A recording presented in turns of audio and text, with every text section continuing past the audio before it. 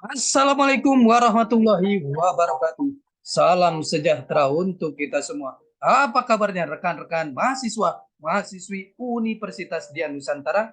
Kita berjumpa kembali di mata kuliah pendidikan karakter atau karakter building di pertemuan ke-12. Tidak terasa kita sudah memasuki pertemuan yang ke-12. Mudah-mudahan Allah Subhanahu wa taala Tuhan Yang Maha Esa memberikan kita keberkahan kesehatan sehingga kita bisa menyelesaikan mata kuliah ini dengan sukses dan lancar.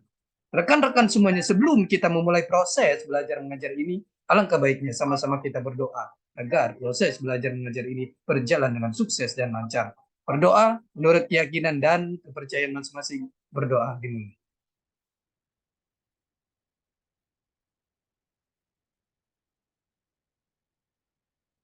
Selesai.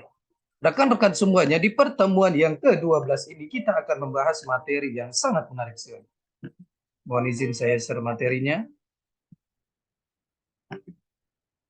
Di pertemuan ke-12 ini kita akan membahas materi mengenai profesionalisme dalam bekerja. Indonesia memiliki kekayaan alam yang berlimpah, tetapi kenyataannya setelah 72 tahun merdeka, jumlah penduduk miskinnya 27,77 juta orang, 10,64% dari jumlah total penduduk. Kemiskinan tersebut sangat terkait dengan tingkat kompetensi sumber daya manusianya. Tingkat yang telah dicapai belum sampai pada tingkat yang mendukung tercapainya tujuan pembangunan bangsa dan negara ini. Jepang dan Singapura tidak memiliki sumber daya alam sama sekali, tetapi berhasil mengembangkan sumber daya manusia mereka menjadi kompeten, kreatif, gigih, dan mempunyai motivasi tinggi untuk berprestasi. Tantangan dan persaingan saat ini sangat ketat. Makanya diperlukan pembangunan manusia Indonesia yang profesional, yang memiliki skill, knowledge, dan attitude yang mumpuni. Dari ketiga unsur tersebut, yang paling utama adalah manusia yang berkarakter baik. Apalah artinya profesional dalam bekerja tetapi tidak berkarakter baik? Kepribadian dalam diri individu, baik ataupun buruk, dibentuk oleh beberapa faktor. Menurut Rocek dan Warren, sosiolog Amerika, ada tiga faktor mempengaruhi kepribadian seseorang individu, yaitu faktor biologis atau fisik, psikologi kejiwaan, dan sosiologi lingkungan. Ketiga faktor tersebut akan sangat berpengaruh terhadap etika manusia profesional dalam bersosialisasi dengan masyarakat banyak.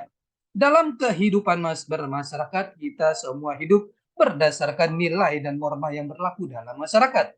Kita juga sering mendengar istilah kata etis dan tidak etis. Baik istilah kata etis maupun tidak etis, keduanya digunakan oleh manusia untuk menggambarkan dan menilai suatu bentuk perilaku yang dianggap baik atau buruk dan pantas atau tidak pantas. Penilaian manusia terhadap suatu tingkah laku berupa etis atau tidak etis ini berdasarkan atau bersumber pada hati nurani manusia itu sendiri, dan ditambah dengan adanya nilai-nilai lain kembang di lingkungan tersebut, seperti nilai-nilai adat. Pengertian manusia secara individual dan sosial. Secara bahasa, manusia berasal dari kata manu, Sanskerta, mens, Latin, yang berarti berpikir, berakal budi, atau makhluk yang berakal budi, mampu menguasai makhluk lain. Secara istilah, manusia dapat diartikan sebuah konsep atau sebuah fakta, sebuah gagasan atau realitas, sebuah kelompok, genus, atau seorang individu. Manusia adalah makhluk yang luar biasa kompleks. Kita merupakan paduan antara makhluk material dan makhluk spiritual.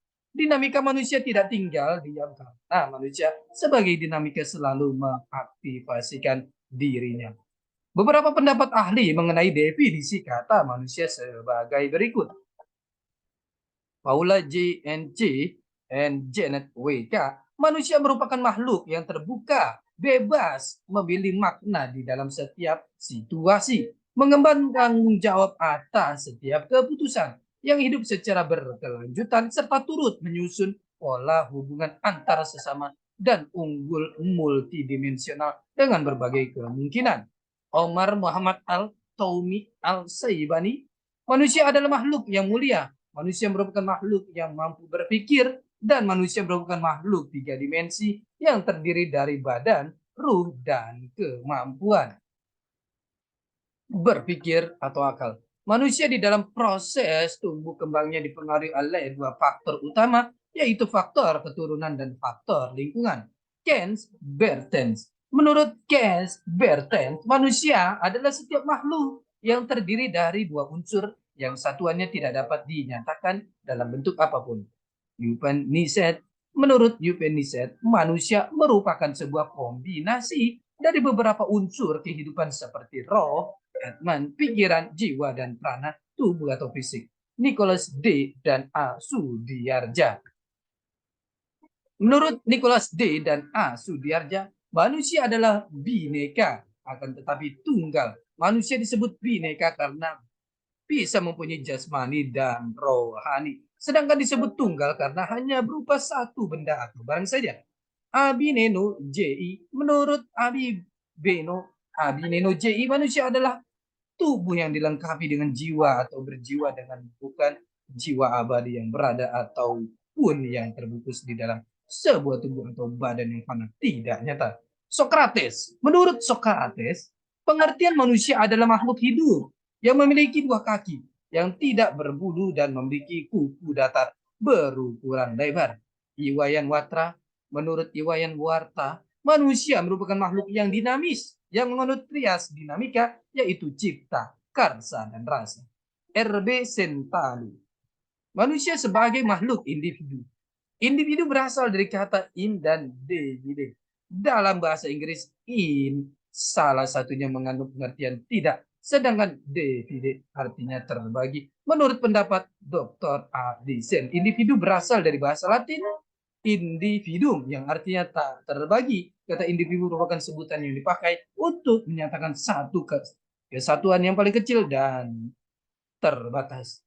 Kata individu bukan berarti manusia secara keseluruhan yang tidak dapat dibagi, melainkan sebagai kesatuan terbatas, yaitu perseorangan manusia. Individu menekankan penyelidikan kepada kenyataan-kenyataan hidup yang istimewa dan seberapa mempengaruhi kehidupan manusia individu, bukan berarti manusia sebagai suatu keseluruhan yang tidak dibagi, melainkan sebagai kesatuan yang terbatas, yaitu sebagai manusia perorangan, sehingga sering disebut orang seorang atau manusia perseorangan. Individu dalam hal ini adalah seorang manusia yang tidak hanya memiliki peranan-peranan yang khas di dalam lingkungan sosialnya, melainkan juga mempunyai kepribadian serta pola tingkah laku spesifik tentang dirinya. Akan tetapi dalam banyak pula persamaan di samping hal-hal yang spesifik tentang dirinya dengan orang lain. Di sini jelas bahwa individu adalah seorang manusia yang tidak hanya memiliki peranan khas di dalam lingkungan sosialnya, melainkan juga mempunyai kepribadian serta pola tingkah laku spesifik dirinya. Persepsi terhadap individu atau hasil pengamatan manusia dengan segala maknanya merupakan suatu keutuhan ciptaan Tuhan yang mempunyai 3 aspek yang melekat.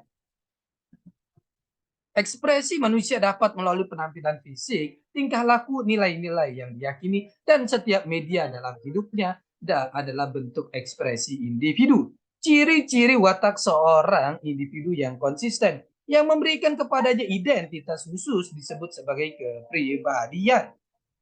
Banyak pakar yang memberikan pengertian tentang kepribadian tersebut. Dapat disimpulkan bahwa kepribadian adalah ciri-ciri atau karakteristik watak individu yang konsisten, yang berkenaan dengan sikap, keinginan, pola, pikiran, dan tingkah laku untuk berbuat, berpikir, dan merasakan, khususnya apabila individu itu berhubungan dengan orang lain atau menanggapi suatu keadaan di lingkungannya. Kepribadian mempunyai karakteristik yang konsisten dan mencirikan kepribadian secara norma budaya. Karakteristik kepribadian tersebut merupakan perpaduan antara bawaan atau warisan yang dibawa sejak lahir dengan faktor lingkungan. Manusia sebagai pribadi adalah berharkat sosial, artinya manusia akan senantiasa dan selalu berhubungan dengan orang lain. maka manusia tidak mungkin hidup sendiri tanpa bantuan orang lain. Fakta ini memberikan kesadaran akan ketidakberdayaan manusia dalam memenuhi kebutuhannya sendiri. Menurut kodratnya, manusia adalah makhluk sosial atau makhluk bermasyarakat. Selain itu juga diberikan yang berupa akal pikiran yang berkembang serta dapat dikembangkan. Dalam hubungannya dengan manusia sebagai makhluk sosial, manusia selalu hidup bersama dengan manusia lainnya. Dorongan masyarakat yang dibina sejak lahir akan selalu menampakkan dirinya dalam berbagai bentuk. Karena itu dengan sendirinya manusia akan selalu bermasyarakat dalam kehidupannya. Manusia dikatakan sebagai makhluk sosial juga karena pada diri manusia ada dorongan dan kebutuhan untuk berhubungan atau interaksi dengan orang lain. Manusia juga tidak akan bisa hidup sebagai manusia kalau tidak hidup di tengah-tengah manusia. Ketika manusia sebagai makhluk individu ternyata tidak mampu hidup sendiri, pada usia bayi ia sudah menjalin hubungan terutama dengan ayah dan ibunya.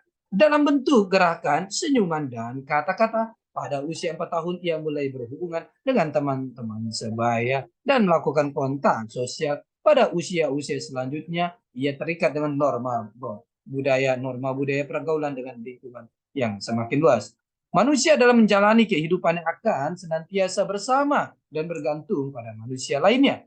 Manusia saling membutuhkan dan harus bersosialisasi dengan manusia lainnya. Hal ini disebabkan manusia dalam memenuhi kebutuhan hidupnya tidak dapat memenuhinya sendiri.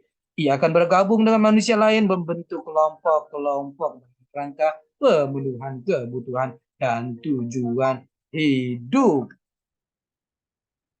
Dalam hal ini manusia sebagai individu memasuki kehidupan bersama dengan individu lainnya.